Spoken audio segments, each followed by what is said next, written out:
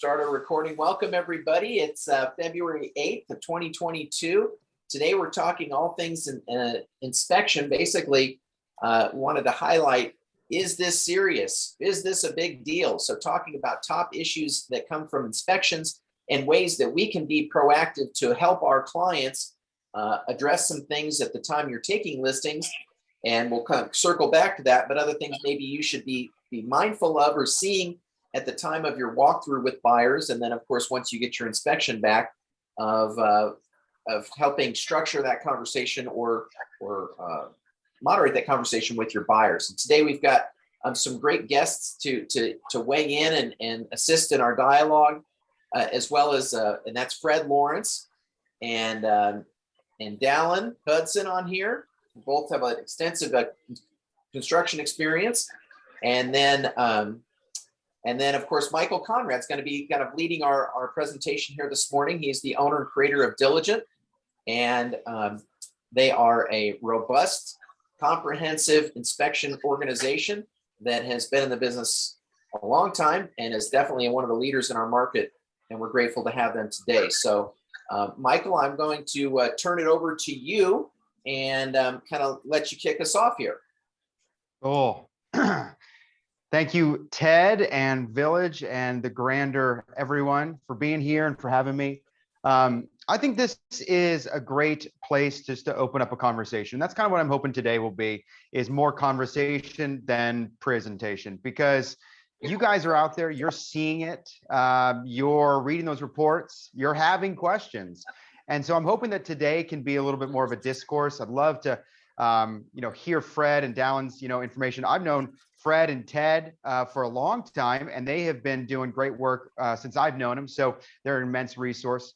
Today, we're going to get started on just kind of the beginning of a conversation. I'm not kidding out. Sorry about that. I have muted Rebecca. That's all right. All right. We're going to kind of touch base on, let the conversation go to 8 things that I think are probably worth talking about. However, you'll know this from doing your work, and that is not everything in the home inspection report is worth kind of getting bent out of shape about. And so what are those things that we need to be focusing on, and versus what are those things we really don't need to be spending a lot of time on? And really, it's not about what you think as a real estate agent. It's about how you're directing the energy of your clients, whether that's your sellers or your buyers. You're here to sort of manage their expectations. And so that's going to be one of the first things we're going to talk about today. All right, so we're going to get right into it. Let me get my screen going here. Okay, here we go. All right, so some quick reminders just to lay some groundwork, because all of us have different varied experience and different knowledge of the marketplace. And so just a couple things about the due diligence period and about home inspection, just to kind of get us going here. Okay, so remember, in every market, especially a crazy one like this, time is of the essence. And the day you bind your contract, the day you get your signatures, is day 0 for your due diligence. And this is a good thing to remind your buyers about, that they don't need to be dilly-dallying and waiting for something else to happen. The very first thing after they sign, they need to go out there and figure out what it is that they have put a contract on. So book that inspection straight away. The purchase and sale agreement, this sort of function of buying a home, it assumes that there is an equal nature between quality and value. And I really want to really dive on this for a quick second, because it's really interesting. So if you're say in East Nashville or Brentwood and you see a house, your buyer is already making judgments. They're already saying, oh, this is nice, or oh, this needs work, or anything in between. And so they're making a judgment. And then with your professional experience, you're running comps, you're helping them fix that price and that offer to what you think it should be. So you're going in with this concept of price and quality being relatively equitable. But lo and behold, the home inspector comes along and sort of unveils the reality of what's going on behind the scenes. And all of a sudden, those scales get out of balance. The quality is maybe not exactly what it appeared to be at face value. And the price now is sort of weighing heavy against that difference in quality. And so we're not here to talk today about how to reset that. That's negotiations, that's contracts, that's repair amendments. That's a great conversation that's not today, but resetting that value, either doing repairs, getting price concessions, money and equity. Obviously, every different market has different things that are going on to make sure we can reset that. But that's a big part of what real estate and the home inspection process is. Now, a friendly reminder to not shoot the messenger, right? The home inspector isn't necessarily telling you anything that wasn't already true. The home is the home in whatever capacity that is, and the home inspector is hopefully revealing that. So I find that more often than not, we're really probably faced up against poor expectations on the seller. They didn't really know what they had, or maybe poor expectations for the buyer. They really didn't quite know what they were getting into, or maybe they're new to home purchasing.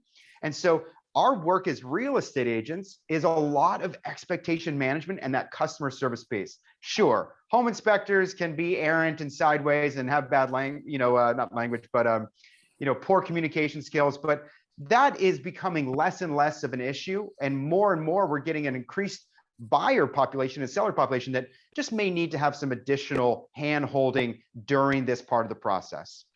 All right, so you've got your report back. There's some big things, there's some small things, but you're having kind of a little trouble figuring out which one is which. So let's get into that. Okay, let's make sure we're not sweating it. Let's make sure we are totally cool. All right, because everything in the house can be fixed. Are you telling your buyers this? I'd be curious to hear, Fred and Dallon, what your experience is around this concept that everything can be fixed.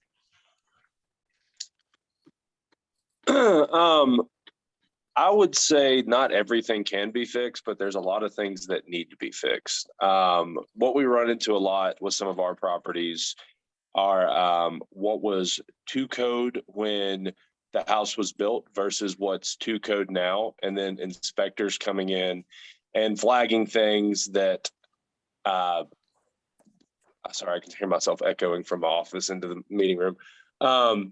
But you deal with stuff that was built in the 40s, and then you come back in 2022 and they're trying to make you change things when it doesn't need to be changed. We run into that a lot. Yeah. And maybe we're not really talking about what should be fixed or what can be fixed, but more like, I think managing our buyers and even our listing, our sellers' expectations around that there is likely a contractor with the sufficient amount of creativity and money and time. Almost everything can be fixed in a home.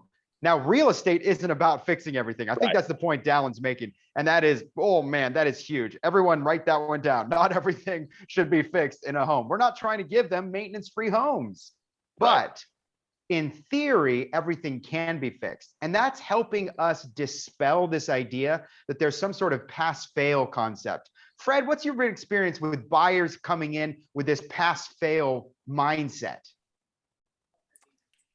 Well, actually, in this environment, I've done more listings than I've worked with buyers because I have a lot of older clients and they're just now selling everything because of the market.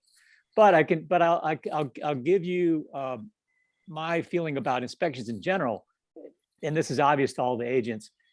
Buyers get overwhelmed. The lists are so long. You got 40, 50 pages of things, and there's all these photographs that are taken, and they get overwhelmed and freak out. And to your point about things being able to be fixed, things like wire splices and small repairs like that can be taken care of. They see like double taps and breaker boxes, things that look scary. They think that the place is going to burn down. And as agents, we have to manage what they're seeing and hopefully they trust us well enough that we can say, look, those are not big issues. We can take care of those. Yeah, I mean, can I get an amen from all the agents here? With our buyers are sweating the small things, but they're not focused on the big things. I mean, that's really what this conversation is about, is they're typically orienting themselves probably in the wrong direction. And it's no fault of theirs. We don't need to be frustrated with them. You don't know what you don't know. And so that's really our role as real estate agents, is to try to help uncouple those wrong ideas and those myths and help direct their energy without having too much of a heavy hand of guidance. It's a tight balance. All right, we'll jump back into it here. All right. So let's take a look at 4 sort of common issues that maybe aren't that big of a deal, and then sort of a counterpart. The way I sculpted this was I wanted to look at one issue, say in roofing, and then maybe another issue that was a big deal. Maybe something small on the exterior, but then maybe something else that was big, also for HVAC, and then kind of moisture, which is of course the big enemy of the home. All right, so let's go into it. A roofing problem that you're commonly going to see. Have you ever seen your home inspector write up exposed fasteners? This is a pretty small issue ultimately at the end of the day, because most of you know, if you've been around construction and real estate long enough, heck, if you had a caulking gun in your hand and could get up there, you could go dab, dab, dab, and you're done. It takes 5 minutes. And so this is not a complicated issue, but sometimes buyers can be like, oh my gosh, this is a roof leak, because sometimes the reports might say, well, if you don't fix it, it could be a roof leak. So don't let the report take the client down the wrong path of saying, this is a big deal. Remind them, hey, if this has a relatively small amount of cost and time associated with this repair, let's make sure that we consider this a small issue. Now, on the flip side, you might find a number of issues on the roofing sort of section of a report that are back to big deal. So here's one of the classics that I see a lot, and it's a particular favorite of mine. Have you guys ever seen the phrase kick-out flashing? Now, when this happens is when a roof stops in the middle of a wall. And so there's sort of a flashing that connects a roof to a wall, and when it stops, sometimes it's accidentally funneling water behind the siding, and that can be a major water entry point and a big deal. And so you can start to see damage occur at these points where kick-out flashing is missing. And so this is an easy low-hanging fruit for most home inspectors, and this is going to definitely be more of a big deal. I really want to make sure that we get our clients focused on this issue, whether they are the seller so they can get it repaired before they go to market, or whether they're the buyer to make sure that they don't have to bear this cost later on. So here's just some pictures of what kick-out flashing issues can actually look like when you start to peel back the layers and learn, oh my goodness, we've actually got, it didn't appear to be a big deal at face value, but in fact, it is kind of a big deal.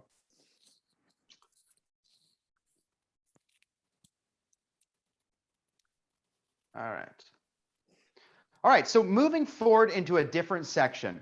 Someone brought this up. It might have even been Fred. Can I ask you, I want to interject a quick point on that roofing. So are you going to see a siding or roofing professional? Who's going to address that? Obviously, cost can be forever and ever. Some people say, well, you just can't see the step flashing or the kick out flashing. What's give me some feedback here on what we need to do to address things like this as an agent.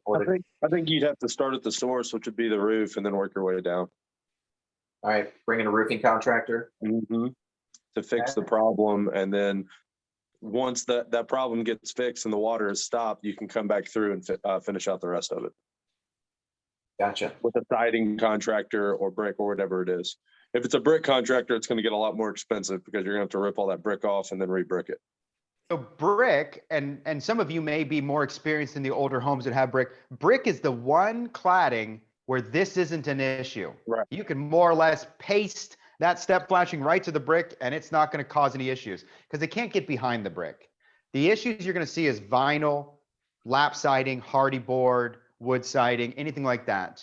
And Dallon's right. This is really a roofing issue because the siding guys, they're not as acquainted with how to divert water and flashing issues. In fact, kick-out flashing is really just the piece of step flashing that's shaped a little different. And so this is 100% a roof issue, and it does involve a little kind of careful surgery, but go ahead and give one of your more reputable roofing companies a call and ask them to help out with this sort of issue. The other way to handle that too is if you get your roofer up there, they can tell you what the problem is, diagnosis, and also give you a quote on the cost. So if your seller does not want to do that work to start with, again, be prepared for your buyers to say, yes, we noticed that, we noticed that moisture there, and we've already had it checked out. Excellent. And if anyone has any questions, feel free to unmute yourself, jump in, or put it in the chat. I'll make sure that we get to that as well on any of the points we're going to talk about, or any others that you want to have addressed on our call today. So feel free to put those in there, and we'll make sure we touch on those as well. All right, onward, Michael. All right. So last comment is we don't need to think that everything is got crazy damage like this. It's important that we not scare the buyers, both as home inspectors, really, and as real estate agents, to make them think that an issue is a major problem. But I want you guys to make sure that they're not overlooking this as a problem, because it could lead to something that's a big deal. And if your home inspector is not prepared to help you really diagnose it, you got to make sure you have that roofing company like Fred was talking about to really go deep. Okay, so as we move to the exterior, something that we're going to see a lot, especially in the older infrastructure around town, but really honestly, with all the new construction going on and sort of some of the Oak Hill, Forest Hills, Green Hills area where we're still seeing a lot of brick construction, they're not immune from this sort of step cracking. Now, I want to make sure I tease this out for everyone here, because I'm sure you've all seen the good, the bad, and the ugly in this category. A step crack follows the mortar lines and it looks like steps. Now, this one on the right, that would be considered a shear crack where it goes through the bricks. Both of these may be minor in nature because they're relatively small and uniform. And so if you're starting to see a 60s ranch in Sylvan Park or East Nashville or Creve Hall that has a little step cracking and it's mostly uniform, you know, that's going to be pretty common settlement related issues that's going to be borne out over the last 60 years.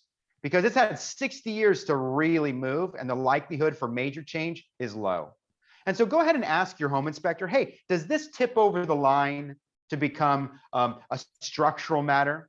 And that home inspector, whoever he is or she, may really need to provide you that level of differentiation. No, it's not a big deal. Yes, it is a big deal. At our company, we have a 5-point grading system for all masonry cracks so that we know when to direct your energy and say, nope, you need to call a structural engineer or a brick specialist to really go deeper on this. Have you had any good experiences with brick repair companies, Fred or Dallon? I have. I Go ahead, Fred. I had a house that was for sale, and there were stair step cracks over the garage in the front, and it was a big concern for the buyer. There were new buyers. It looked like, you know, there may be major structural issues there.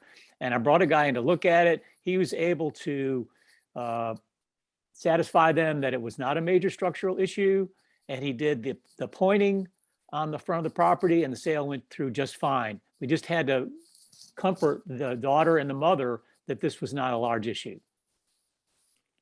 Yeah.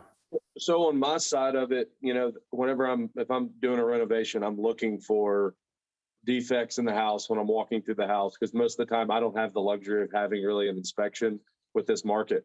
And some of the telltale signs from the inside of the house, and I'll get to the outside, is if obviously you'd want an engineer to come check it all out. And if it's severe, we usually do. But you walk in the house, and if you start seeing door headers that are sinking even an inch, a half inch, you can start seeing where these different spots are, because it's a good linear line that gives away, oh, we're sagging here, or you got a drywall crack. And if you walk outside and look at that point in the house, if you've got something there, usually if it's a brick house, you're going to see the stair stepping or the shear crack or something like that. And so then at that point, you figure out, well, if there isn't a crack on the outside, you go back to the inside and you say, well, maybe it's just a floor joist that's busted, or, oh, we've got some settlement issues. And then I get an engineer out there to say, hey, you're actually fine. It's normal settlement. I'll give you a letter, sign off and stamp it. Or they're like, hey, you're going to have to rip some of this brick off and re-brick it and figure out the problem. Yeah, I'm glad you brought that up, Dallon, because I won't bore you with the 5 ways that we grade a crack, but the 5th one is exactly what Dallon just said, and that is what we call corresponding issues on the inside. And that's an easy thing that anyone can do, whether you're a buyer, a seller, or a real estate agent. You can go around and say, this is the front of the house, the second window from the left, and lo and behold, there's issues on the outside and there's issues on the inside. That's where you start to tip over and say, okay, we may need another structural professional to comment on this. So good work there, Dallon. So step cracking on brick, it's a lot of times not an issue. But to Fred's point, what is the repair? A lot of you are saying, okay, Michael, so great, I've got step cracking. You told me not to be concerned about it, but my buyer wants to do something. They want to have some sort of like forward motion. Well, here it is. You've got to make a repair even if it's kind of relatively cosmetic and that repointing that Fred talked about, because what you want to do is you want to reset the slate. You want to wipe the slate clean and say, okay, I've got kind of a no cracked surface here. What next? And then if the client's in the home and it starts to crack again, now we have evidence of ongoing movement. And there's a company I want everyone to be aware of. I'm not connected to this company. I just met them and they're really nice people with a really great product. They're called The Brick Doctor. And they do a type of brick repair that is absolutely amazing. They actually kind of route out the brick mortar lines, and then they put these sort of almost look like staples into it. It's like think of suturing a wound. And so they're basically holding the cracks together, and then they go back through and they use color matching mortar and even sometimes clay brick pieces to make it all very cosmetically nice looking. But in reality, underneath, it's been sutured closed so it doesn't re-crack. It's a fascinating process. I'm not sure it's cheap, but they are an excellent resource to everyone. The Brick Doctor. Go ahead and take a look at them. They're out of Murfreesboro. Another right. point to this, Mike, is that, of course, the brick is a veneer. So Totally. the cracking is a sign of movement, but the brick is not holding the house up. The brick is its own independent unit, to your point, Fred. It's kind of a its own little face on front of the home with an airspace between. So it doesn't necessarily always mean that the home is moving. It might just mean that the brick itself is moving. Good point, Fred. All right, so we talked about a small issue on the exterior. Let's talk about a bigger issue that if you see this in a report, I want you to put your antenna up and make sure that your client's antennas are up. All right, I'm talking about stucco, EIFS, which stands for Exterior Insulating Finishing System, a fancy word for fake stucco, or the more popular stone veneer, the AMSV, which stands for Adhered Manufactured Stone Veneer. If any of you have sold homes in any of the outlying areas, specifically Williamson County, you've seen stone veneer. It is extremely popular as an accent right now, and it's being installed wrong about 99.9% of the time. So I really want your guys' antenna to be up if you're seeing stucco, the fake stucco called EIFS, or stone veneer. Because really even small cracks or small issues or small inefficiencies in these types of claddings can actually have big problems. And the terrible really part about this is that they have such a pretty exterior that you can't even tell the problems are going on behind the scenes. This 2 turrets down here in the bottom of the screen is a home in Green Hills that we inspected just during a regular home inspection. And you can see that there is this sort of staining coming down off that missing kickout flashing actually.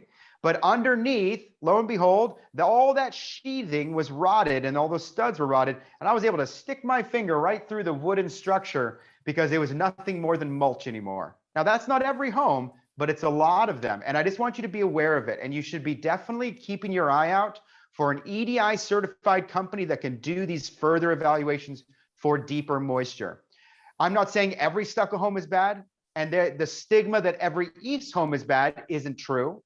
But you do need to be aware of this, and you need to go in preparing your buyers and preparing your sellers during your listing presentation that if they have this type of cladding, they may need further evaluation on the buyer side, or they may need to do some further preparation on the listing side. And no, there's no half measures here. This stuff's serious. What's been your experience with this, Ted, Dallon, Fred? Yeah, that they are exactly like you said. They are high susceptibility for problems. And so is there any different type of inspecting or specialist that you recommend as a part of this, Michael?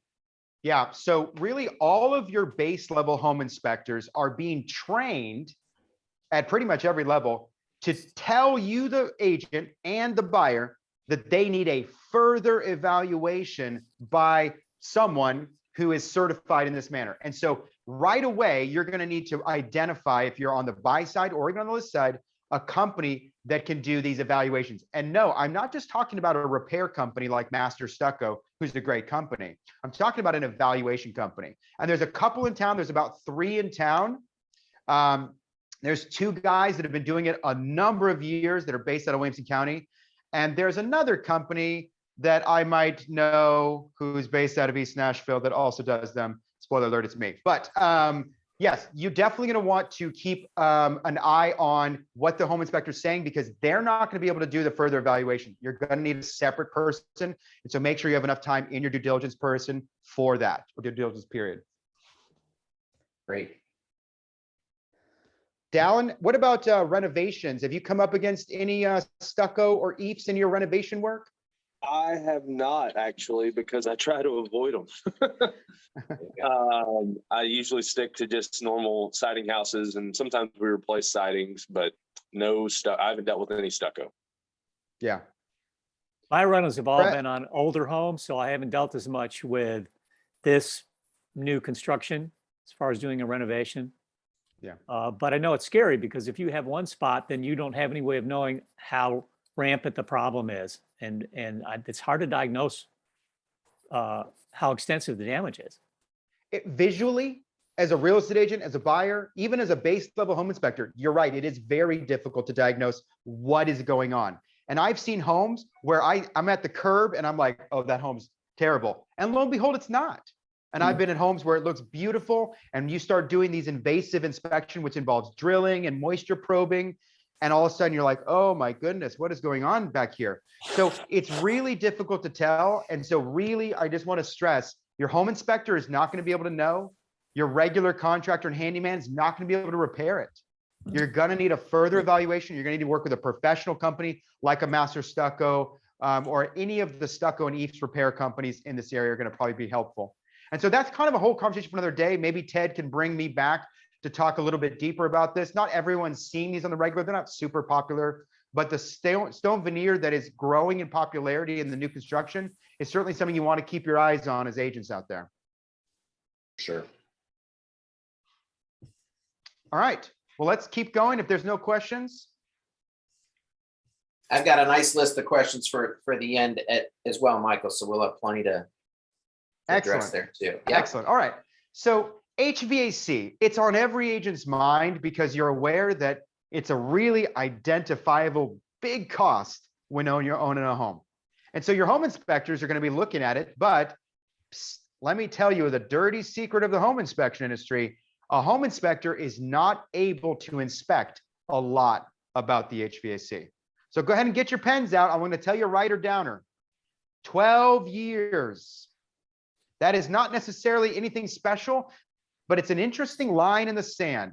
If you are finding out that that unit is older than 12 years, you may be a good candidate for having a mechanical contractor or some sort of deeper evaluation that goes beyond a home inspection. Because they would say, the mechanical contractors, that that's a fail point in time, that you're going to start to see issues come up.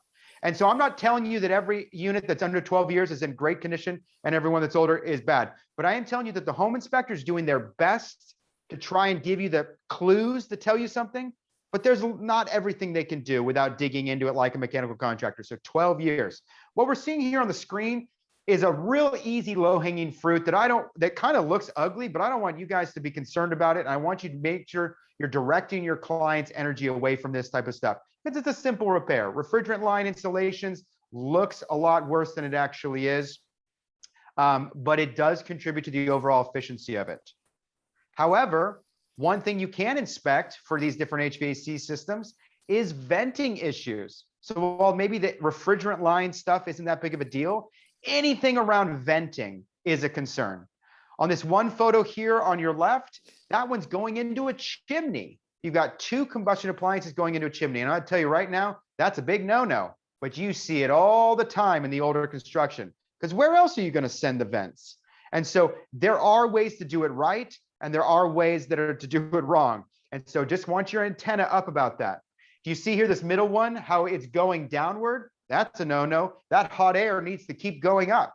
Otherwise, we run the risk of having backdrafting and combustion byproducts into the home, like carbon monoxide. And then over here, this is a high efficiency furnace, but it's not being vented to the outside. It's just dumping it right there in the basement or in the crawl space or whatever that is. And so anything around venting issues, don't ignore it. That's an immediate phone call to an HVAC company. Send them the home inspection report. Say, what does this entail? I know you've seen this stuff, Fred and Dallon, so I know you have good stories. And that's not a hard fix. So that's something you would want to try and catch with the seller. Definitely. Yeah, you're right. The fix is straightforward, might be costly, but it's straightforward, but it has big implications for issues. Yeah, I think HVAC, anytime anybody sees anything on that, in my experience, they're always freaking out and wanting it replaced. When most of the time, as long as, like you said, you're not at that 12-year unit, it can be a relatively inexpensive expense.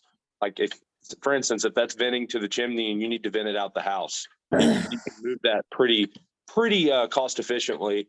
I think where you start getting into problems, which I might be getting ahead of you a little bit, is when like you've got an HVAC system, say you've got a brand new unit, but your ductwork, all the insulation around the ductwork is falling off. And then you got to get somebody to crawl into a crawl space that's 24 inches and re-insulate everything. That's where it gets costly just because of the time and things like that. Yeah, good call. An important thing that I'm sure many of you experienced agents have run up against, and that is a system that is old as sin, but for some reason is still working.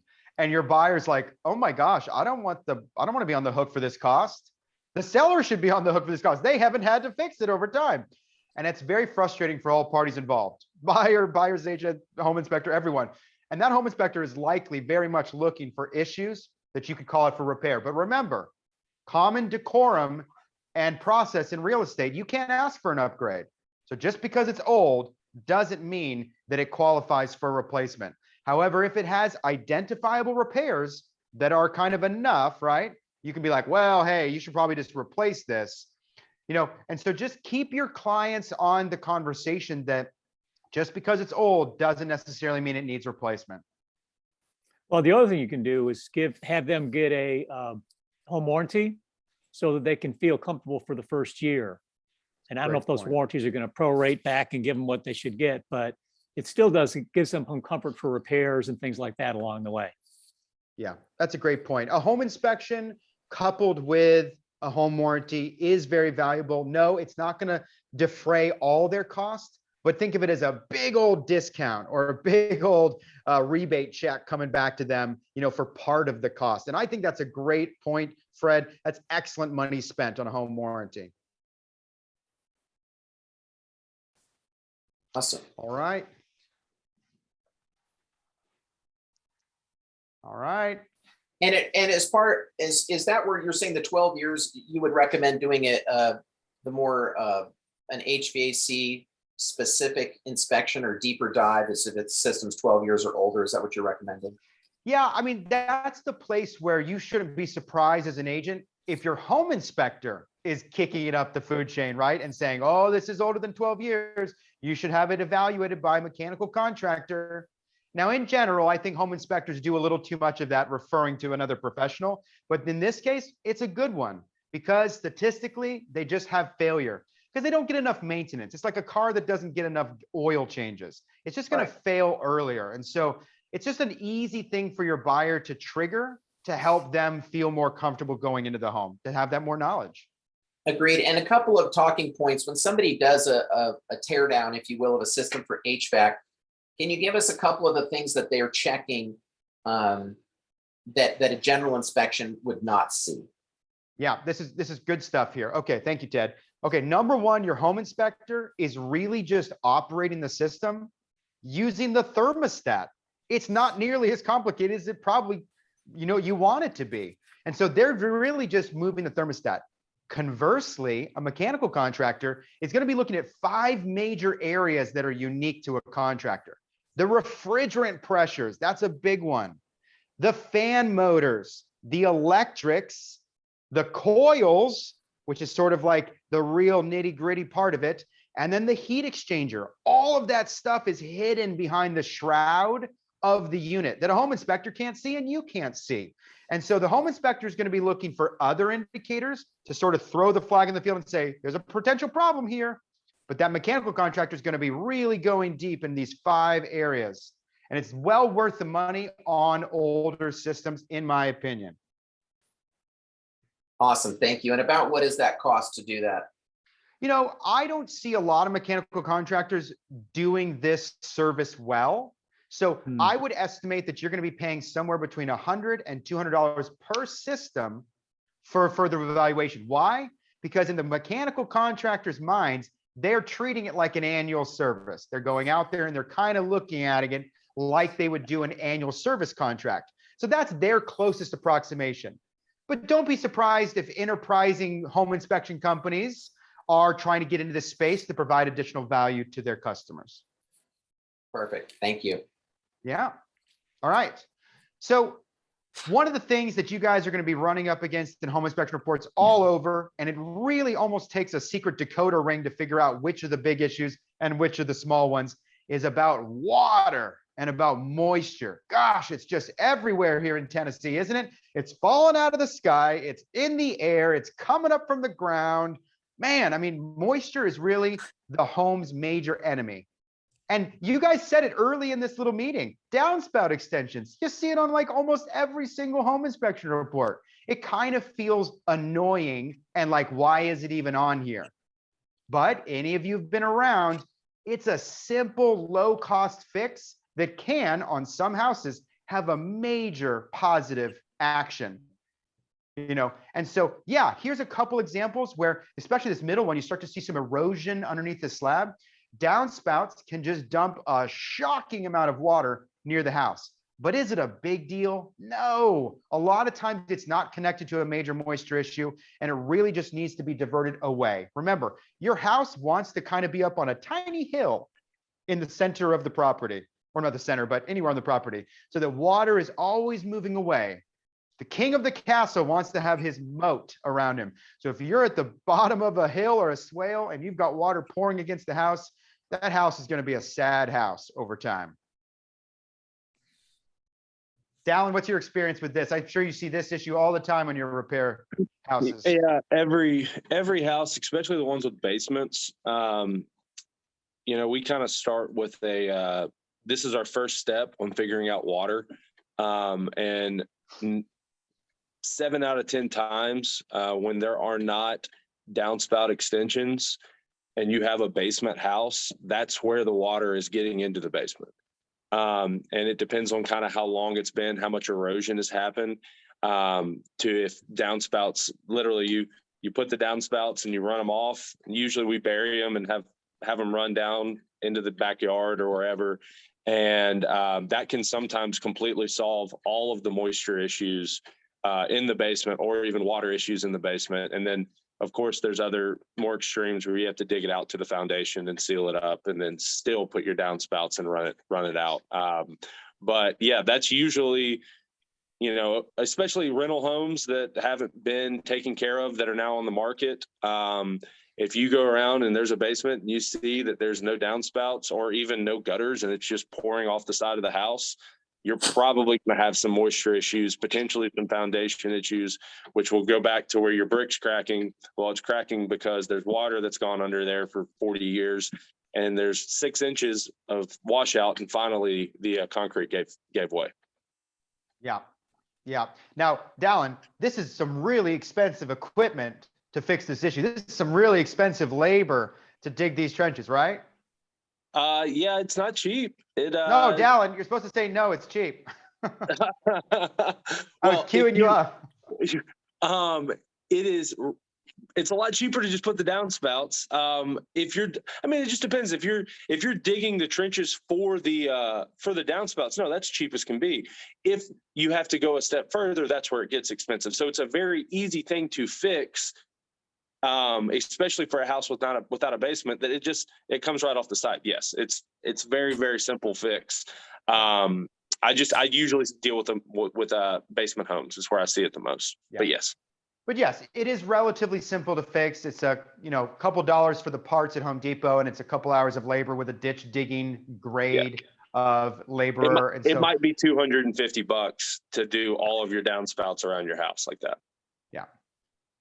There's another solution too. You can also divert the water on the surface of the property. You can create swells and channels in the topo of the lot that'll move the water away from the home. Yeah. Yeah. And I agree 100%. If there's water in the basement, do the downspouts first. Yeah, no, that's a great point. There's a couple different strategies there. So when water is dumping near the foundation, or you're in a particularly low topographical area, you might start to see water coming up in the crawl space, or heck, it could be coming in a foundation vent if the slope of the lot is a little funky. And so this might be a small issue at this face value, but there's another side of this that when you see moisture in a crawl space or a basement, and you're starting to see pooling and collecting, especially if this home, like this picture's on the right, and actually has the picture on the left too, or have some form of a crawl space management system in there, some sort of a vapor barrier. Because when that water gets on top of the plastic, it's not exactly leaching back into the soil. And so we don't want to see those flood waters rise with the water table rising. And I don't know if these homes need sump pumps, but that may be a matter. What you need to be aware of as an agent is that when you start to see moisture collection in a crawl space, I want your antenna up and I want you helping direct your client's energy that direction, because the solutions are rarely simple and they are rarely cheap. And so just knowing big versus small issues in a report, crawl space moisture, it needs attention. It needs conversation. It needs consideration. This is like, Ted, what do you know about crawl space issues? Yeah, it's a common issue, and I guess what I'd like to ask is, what are opinions and thoughts on, the venting? Should vents be kept open or closed, and encapsulation of crawl spaces? How quote unquote necessary is this? And also, I see that insulation hanging down. Do you think it's best to take down all the insulation in the crawl space, or does that depend? These are common questions I hear. Yeah, and these are great questions. And the first thing I want to mention is that the way we, as people who live in homes, have thought about these questions over time has changed. And what we kind of thought was good ideas maybe back when, or maybe even as much as 10, 20 years ago, we kind of think differently about a lot of that stuff now. So to answer your specific questions, floor insulation is required by code.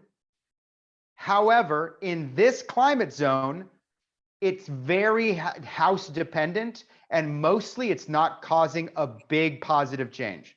So floor insulation is probably not worth the money you spent on it, but I wouldn't rip it out if it was good. But if it was wet, you betcha I'd be ripping it out, and I probably wouldn't be putting it back in. As far as vapor barriers, vents, and encapsulation systems, we've thought as a people that venting our crawl spaces was a good idea. And maybe in the Northwest, which is low in humidity, it might be. But here in the South, in the dirty South, it's a terrible idea. It's a terrible idea. Hear this, it's a terrible idea. Why? Because it's not bringing fresh air in. There's no fresh air outside. It's humid. In fact, if anything, it's making it worse over time, because it's allowing humidity to get into the crawl space and really cause kind of a dank, moist environment. And so I would say that if the home is vented, and many new construction are, just as many as old construction, you have to figure out if this home is struggling with moisture because of it, or if it's one of the lucky ones that's not. And I'm here to tell you, there's some lucky houses out there with good topography or whatever that it can be a vented crawl space and it's fine. But in general, there are many houses that do need excellent vapor barriers to keep that water down, to shut up those vents, and maybe even turn it into an encapsulation system.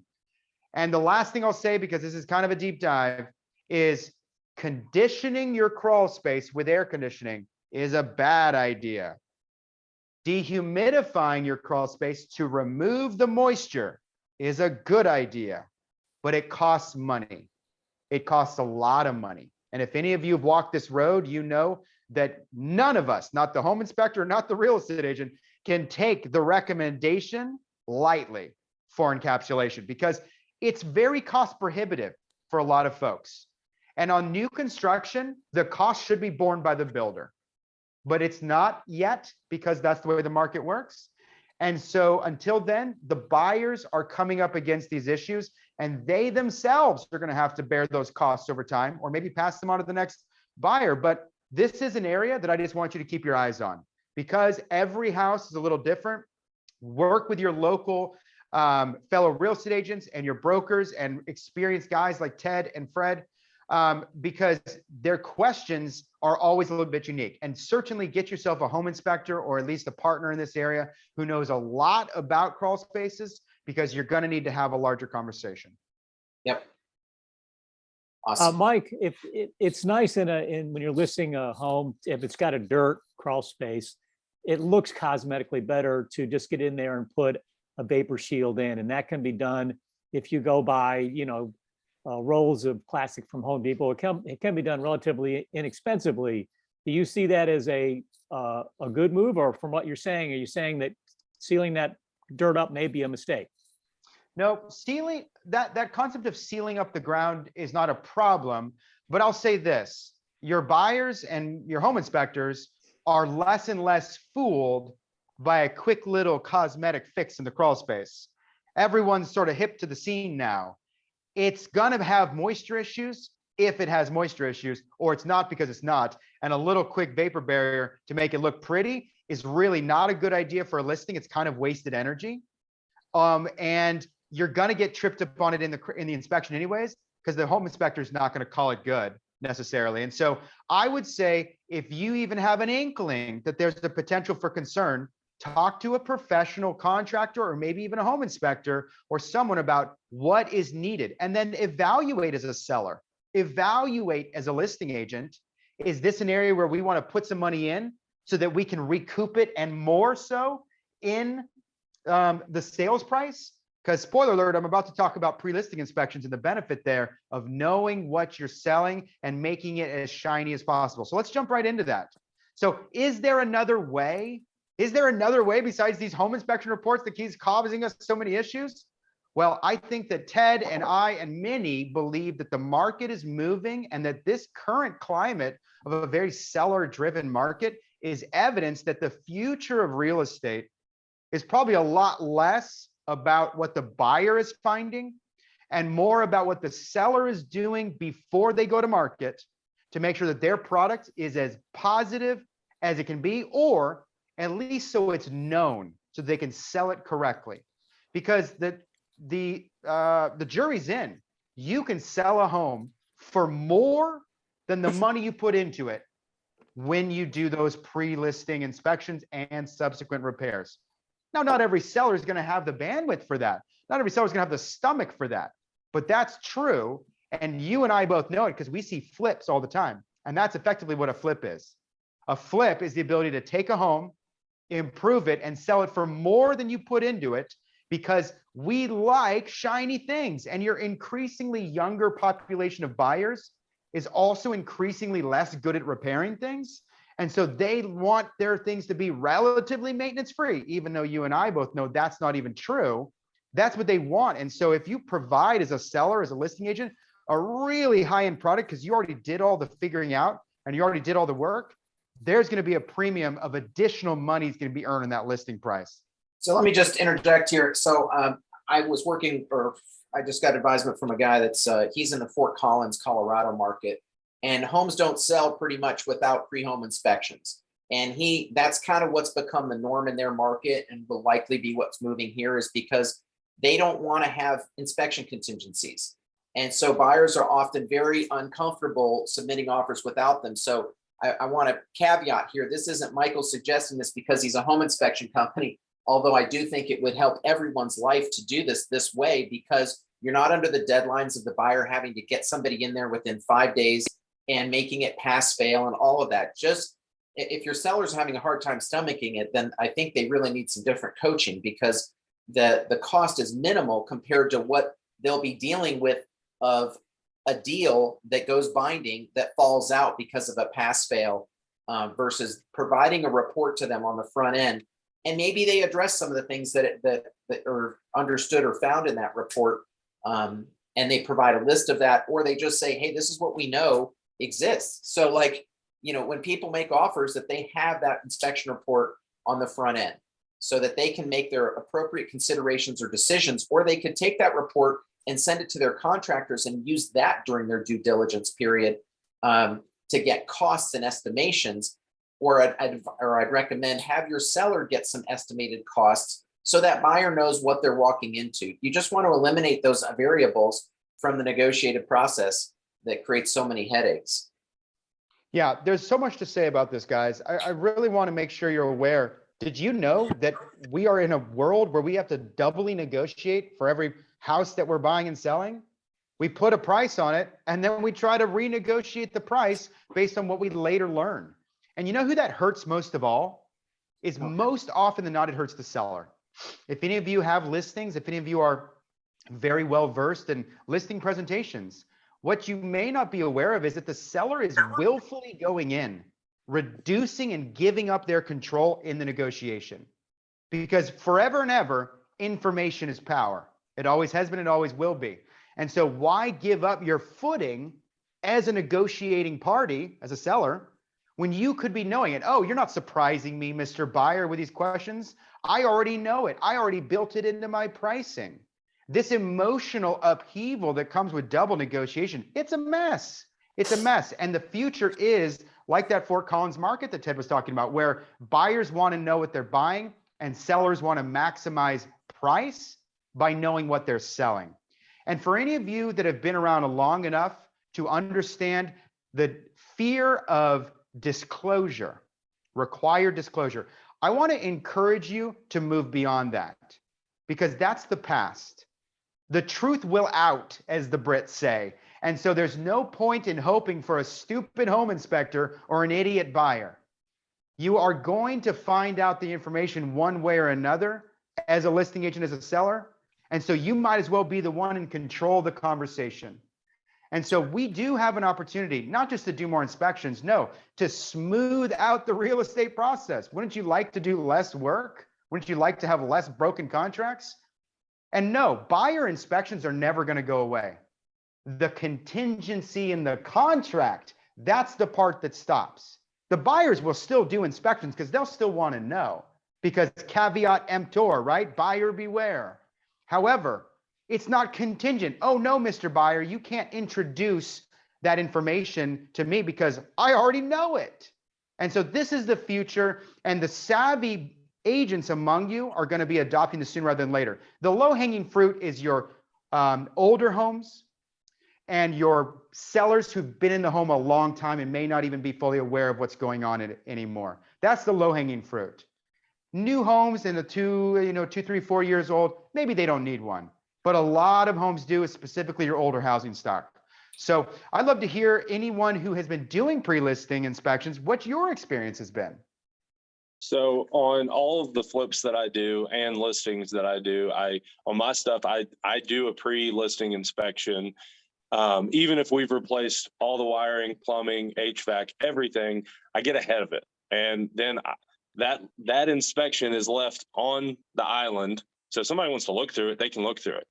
And so they know, and most of the time I'm getting the full price offer without the inspection, and I can show pictures of, hey, I completed this, and I'm ahead of it. And so then you get the non-inspection offer.